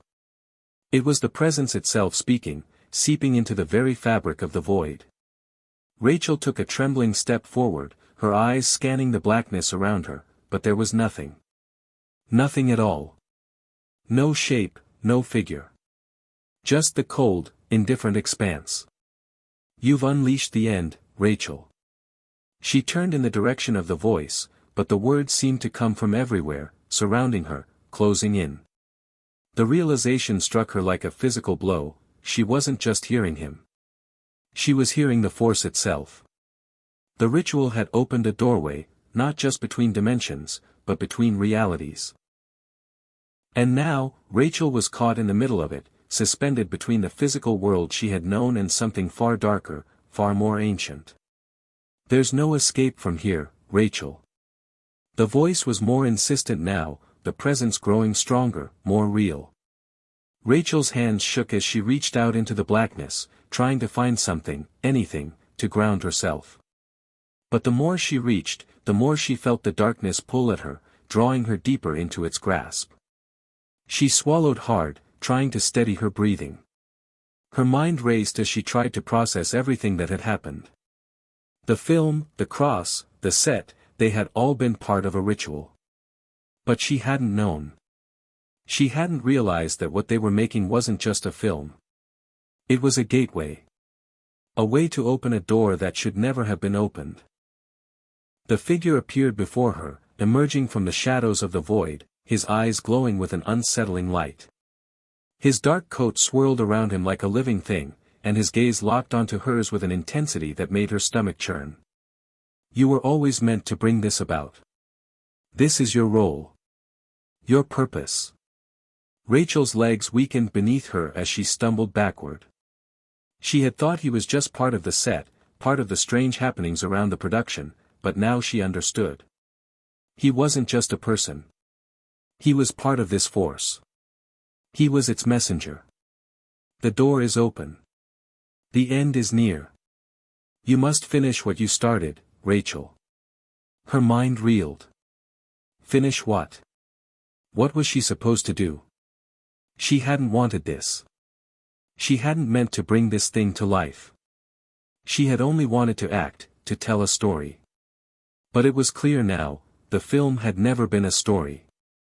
It had been a trap. And now, Rachel was at the center of it all. You can't stop it now.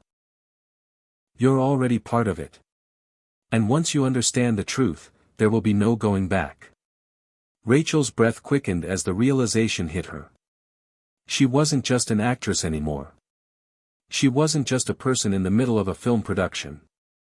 She had become part of the ritual, part of whatever it was that had been unleashed when they filmed the last scene.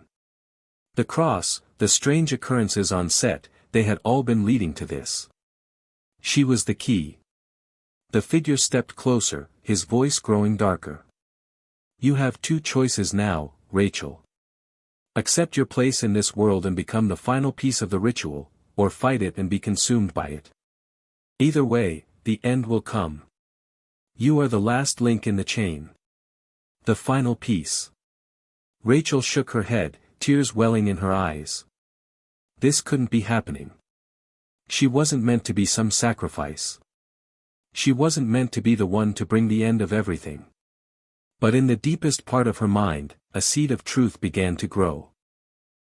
The end wasn't just about the world, it was about her. She had opened the door, and now she was the one who would have to close it. She didn't know how, but she knew she had to. Suddenly, the void around her began to shift. The shadows that had once been still and unmoving began to stir, swirling like a violent storm. The blackness was alive, and it was coming for her. It's already begun. There's no stopping it. The figure reached out a hand toward her, and the shadows swirled, pulling at her body like 1,000 unseen hands. Rachel's mind screamed for her to fight, but the weight of the void pressing down on her was unbearable. The shadows closed in around Rachel, dark and formless, swirling like a storm intent on consuming her whole. Her heart raced, her breath shallow, as the reality of her situation set in. She was standing at the edge of existence, caught between the world she knew and a realm of unimaginable darkness. The man, the figure, the messenger of this unknown force, loomed before her, a living embodiment of the power she had inadvertently unleashed. The end is inevitable, Rachel. You cannot escape it. You are part of it now. The words echoed in her mind, reverberating like a haunting refrain, and every part of her body screamed to run, to fight, to resist. But how? How could she fight something so vast, so incomprehensible? The very void she stood in was alive, twisting and shifting with an ancient hunger. She took a step back, feeling the pull of the darkness grow stronger, as though the very ground beneath her feet was shifting, bending to the will of the force surrounding her. The man, the figure in the dark coat, reached out with an outstretched hand, his fingers gleaming with a cold, unnatural light. You've already made your choice, Rachel. You've already opened the door. Now you must either accept your fate, or fight it, and be consumed by it. His words settled over her like a thick fog, suffocating her thoughts. Rachel closed her eyes for a moment, trying to steady herself. She had been living a lie, a narrative she had believed was just a movie, just a story. But she had opened the door. And now she was trapped, caught between dimensions, caught between what she had always known and what she had just brought into existence. She had a choice. But that choice was not simple. Could she really fight this? Could she defy what had been set into motion and somehow close the door she had opened? Her mind raced, the flashes of the past replaying in her thoughts. The whispers on the set. The strange occurrences. The cross. All of it had been part of a larger picture, a picture she hadn't seen until now. She had been part of a ritual, whether she wanted to be or not. And now, she was being asked to make the ultimate choice, embrace the force she had unleashed, or defy it, knowing that the price for defiance could be more terrible than she could imagine. The figure in front of her was patient, waiting, his eyes glowing with an unsettling mixture of menace and something else, something almost pitying. It doesn't have to be difficult, Rachel. You were always meant to do this. It's part of who you are. Accept it.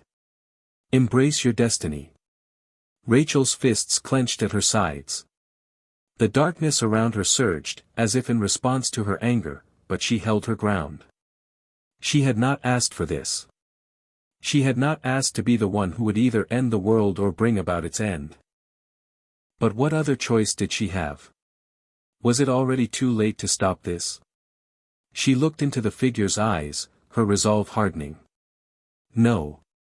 The word came out stronger than she expected. It was a simple word, but it was a declaration. She was done being the pawn in whatever game the darkness had in mind. She would fight. In an instant, the shadows seemed to recoil, as if her refusal had struck a chord, but the figure didn't flinch. He tilted his head slightly, studying her with a strange sense of understanding. So be it. You will face the consequences of your decision. There is no turning back now. The air around Rachel seemed to thicken, the oppressive atmosphere growing heavier as the force of the ritual responded to her defiance. The ground beneath her feet began to tremble, the very fabric of the void itself shuddering as though it were tearing apart at the seams. For a moment, she felt herself falling, as if gravity no longer had any hold on her. The world was collapsing, twisting, shifting violently. But Rachel held on to her resolve, even as the ground beneath her feet began to crack and split, and the blackness consumed everything in its path. Then, just as suddenly as it had begun, everything stopped. The void stilled. Rachel gasped for breath, feeling the weight of the oppressive darkness ease, just for a moment. It was as if the very air had been pulled out of her, and now there was a strange, unsettling calm. She looked around, her mind reeling as she tried to comprehend what had just happened. She was no longer in the void. She was standing on the set again, the very same place where the ritual had started. The familiar lights, the cameras, the props. Everything was as it had been, almost too perfect. But there was a distinct difference. A sense of unease clung to the air, a quiet warning that something was not right. Rachel looked around, but there was no sign of the figure. No sign of the darkness. But she knew, deep down, that it wasn't over. The force was still there, lurking, waiting for the moment when it would claim what was its.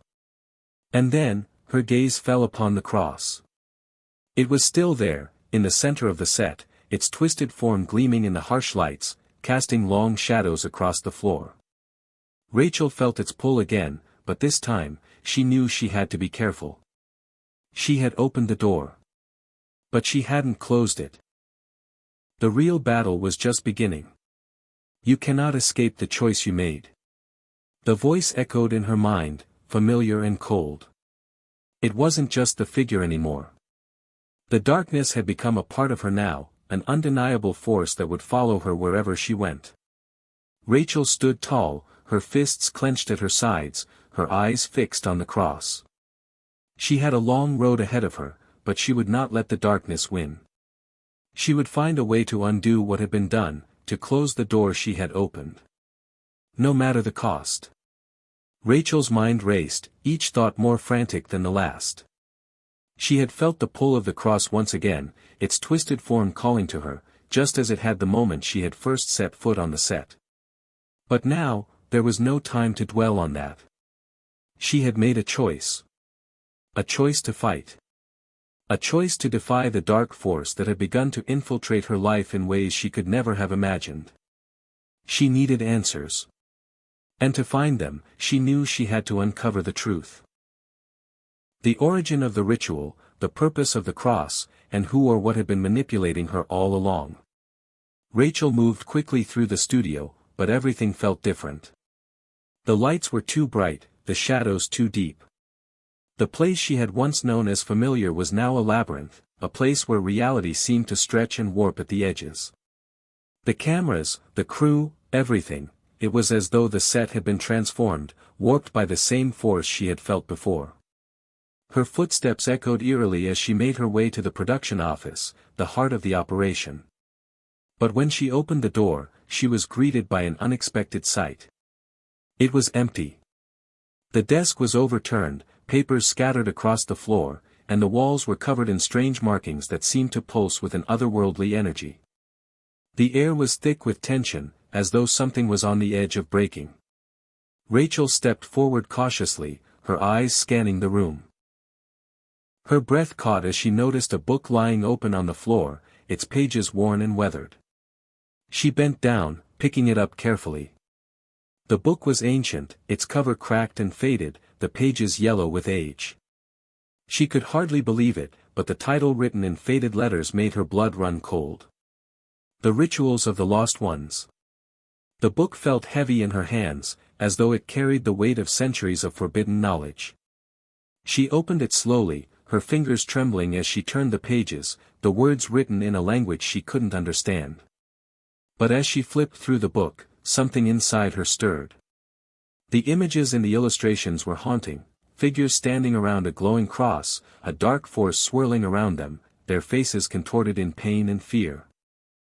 And then, there it was. A drawing of the cross from the set. But it wasn't just a prop, it was alive, its form twisting and shifting, the shadows it cast reaching out like tendrils. And beneath the image, written in bold, unmistakable letters, was one chilling sentence. To open the door is to awaken the end. The words seemed to vibrate in her mind as she read them over and over, their meaning becoming more and more clear. The cross was not just a symbol. It was a key that had been hidden in plain sight, waiting for someone to unlock it. And now, Rachel realized with growing horror, she had unlocked it. She had opened a door that was never meant to be opened. Her eyes flicked back to the book, searching for answers. The pages were filled with descriptions of ancient rituals designed to summon and control forces beyond human comprehension. The book spoke of the Lost Ones, an ancient order of mystics who had once wielded unimaginable power, and of a final ritual meant to unleash a dark force upon the world. Rachel's hand froze on the next page. There, written in the same language, was a diagram of the ritual itself, the steps, the symbols, the incantations. And in the center, there was a detailed description of the final step, the sacrifice. The chosen one must face the cross. Only by offering themselves fully to the darkness can the ritual be completed. Only then can the end be realized. Rachel felt her heart skip a beat. The sacrifice. She was the chosen one. She had been the one to complete the ritual, and now, she was caught in its web. But there was more. The final page held a warning, one that made her blood run cold. The one who opens the door shall have no peace. The force unleashed shall claim them, and they will become its servant, bound to the will of the lost ones. Her mind spun as the weight of the words hit her. She had opened the door. She had unleashed the force, and now, there was no escaping it. But what if she could fight back? What if there was a way to undo the ritual? Suddenly, she heard a sound behind her. A crackling noise, like electricity in the air. She turned quickly, her heart pounding, and saw the figure again, the man, the one who had been guiding her through this nightmare. But this time, he was different. His eyes glowed with an unnatural light and his form seemed to shimmer, as though he were flickering between dimensions. He stepped forward, his face contorted in a grim expression. "You've discovered the truth, haven't you?" Rachel nodded, her voice trembling. I opened the door. I didn't mean to. I didn't know what it would do." He shook his head slowly, his eyes filled with sorrow. "You knew, Rachel. On some level, you knew what you were doing. The force was always meant for you. You are the one who was chosen to awaken it." Her heart sank. "What do you want from me?" He stepped closer, his voice softening. "I want you to understand, Rachel. The end is coming. It cannot be stopped. But there is one last chance. One final choice you must make." Rachel swallowed hard, her eyes searching his face. "What do I need to do?" The figure's expression darkened. "You must confront the force. Stand before the cross once more. But this time, you must reject it. Deny its power. And in doing so, you may be able to close the door. If you fail, the force will consume you." Her breath hitched. "And if I succeed?" His eyes softened. "Then you will break the cycle. You will undo the ritual. But you must act quickly, Rachel. Time is running out." Rachel stood at the center of the studio, the weight of the choice pressing down on her like an iron chain. The cross stood before her, its twisted form gleaming with a dark, otherworldly energy. She had seen it before, but now it was different. It no longer felt like a simple prop on a film set. It was the key to everything, the door to a force that had been waiting, hidden in plain sight, for centuries. Her pulse quickened as she stared at it. The ritual, the lost ones, the strange book, and the ancient symbols, all of it had led to this moment. And now, she was standing on the precipice, knowing that everything in her life had led her here. The figure, the man who had been guiding her through this nightmare, was gone, leaving her alone with the force she had awakened. His words echoed in her mind. Confront the cross. Reject its power. Only then can you close the door. But what did that mean? Could she truly reject it? And if she did, what would happen to her? A heavy silence hung in the air, broken only by the sound of Rachel's breathing. Every step she took toward the cross felt like an eternity, as though the very act of moving forward was a decision that would shape her fate forever. Her eyes never left the twisted figure standing in the center of the room. The force was here. It was real. It was waiting. But Rachel had made a choice. She would not be its servant. She would fight, even if it meant giving up everything. When she finally reached the cross, the darkness seemed to pulse in rhythm with her heartbeats, as though it were alive, responding to her presence. The air grew colder, thicker. The shadows reached out, swirling around her like hungry tendrils, but Rachel did not flinch. Her hands clenched into fists. She had come this far. She was not going to let this darkness consume her, no matter the cost. Her voice rang out in the stillness of the studio, filled with a strength she hadn't known she possessed. I reject you. I reject everything you represent. I will not be your servant. The words hung in the air, and for a moment, everything was still. Then, the cross began to tremble, its form flickering like a candle in the wind. The darkness around Rachel seemed to recoil, the air thickening with a sense of unease. But Rachel stood her ground. This was the moment. The ground beneath her feet began to shake, the walls warping and twisting as though reality itself were bending. The shadows rushed toward her, faster now, but Rachel raised her arms, her hands glowing with an inner light, a force she hadn't known she possessed. She had discovered it in the book, hidden in the ancient rituals, a power that came from rejecting the force. A power to break the cycle, to shut the door. The darkness swirled around her, pulling at her mind, whispering promises of power and control, but Rachel refused to listen. The whispers grew louder, more insistent, but she kept her focus on the cross. You cannot defeat me, Rachel. You belong to me now. The ritual is complete. You are mine. The voice echoed in her mind, cold and mocking. It was the force, trying to break her. Trying to make her doubt herself. Rachel closed her eyes for a brief moment, gathering her strength. Her hands trembled, but she did not let go. She was the master of her own fate. She had chosen to fight, and she was not going to give in. I am not yours, she said through gritted teeth. I am my own. And this ends now. With a fierce cry, Rachel thrust her hands forward, and the light within her exploded, a burst of energy that ripped through the darkness. The shadows screamed, recoiling as if in pain, but Rachel pushed forward, her determination growing with each passing second. The cross trembled violently, its form distorting, the dark power crackling around it like a storm. The room shook, the walls cracking and splitting as though the very fabric of reality were tearing apart. But Rachel did not stop. The force was strong, but she was stronger. And then, with a final burst of energy, the light enveloped the cross. The shadows shattered, the darkness collapsing into itself, the force losing its grip on the world. The air was still, silent.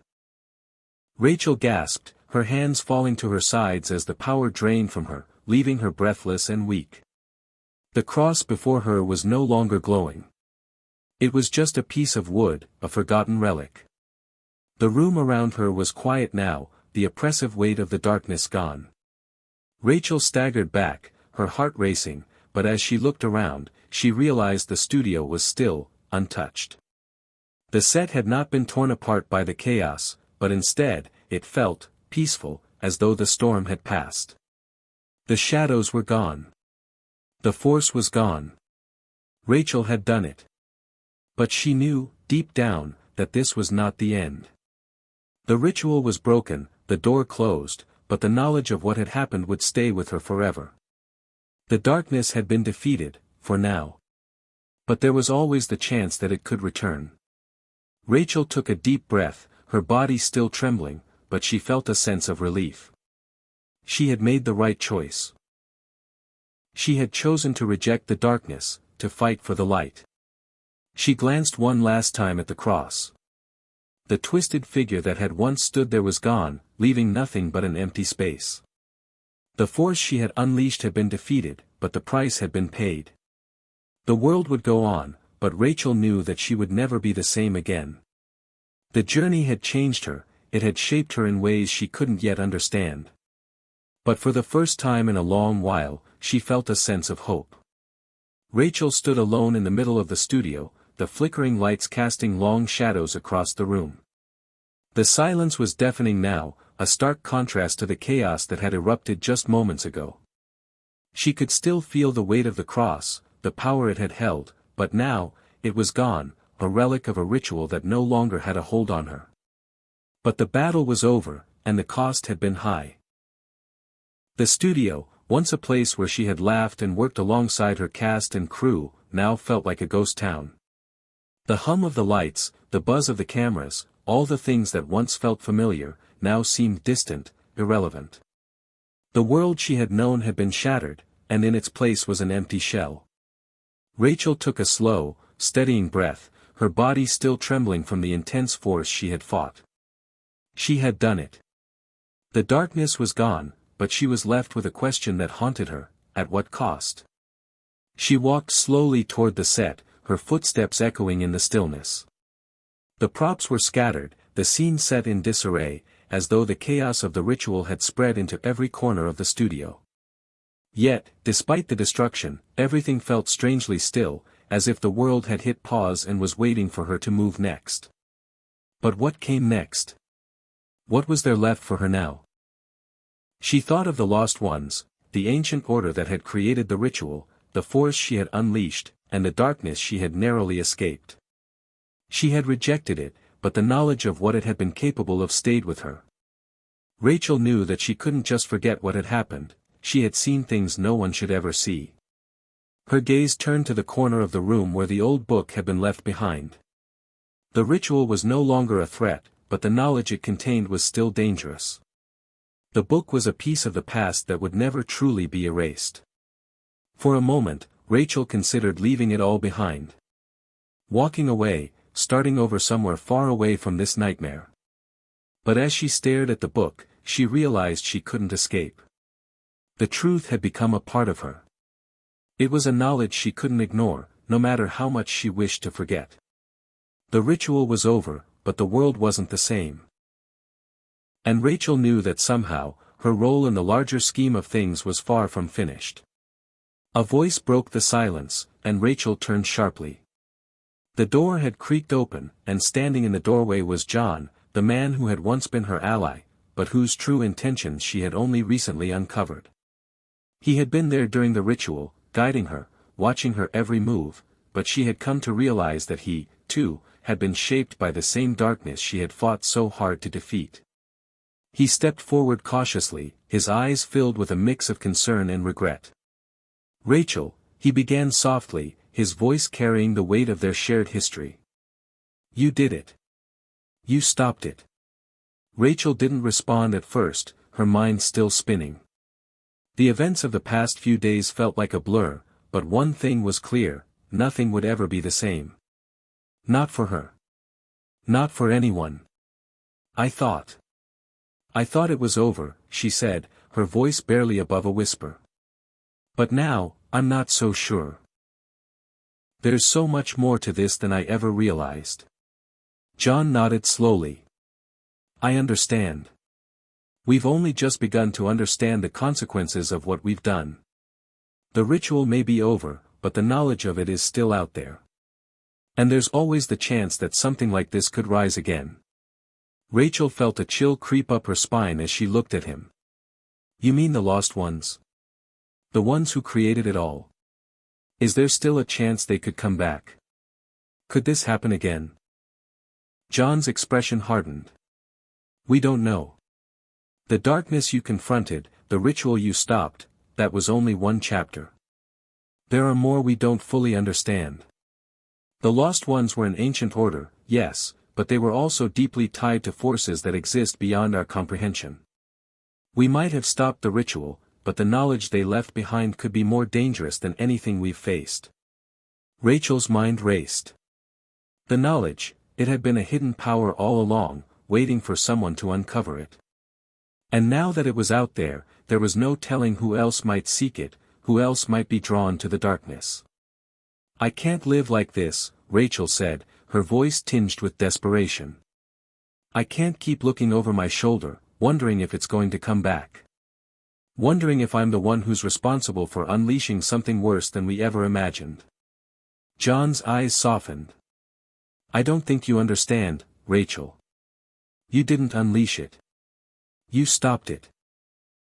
You stopped something that could have torn the world apart. That takes courage. But I can't promise you that it's over. There are still things out there that are beyond our control." Rachel swallowed hard, the weight of his words settling over her like a blanket of dread. The future was uncertain, and there were no guarantees.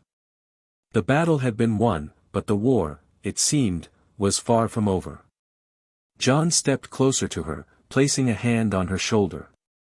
"But we can't stop fighting. We can't let the darkness take hold again. And we don't have to do it alone." Rachel met his eyes, and for the first time in what felt like forever, she saw a glimmer of hope. A partnership. A way forward.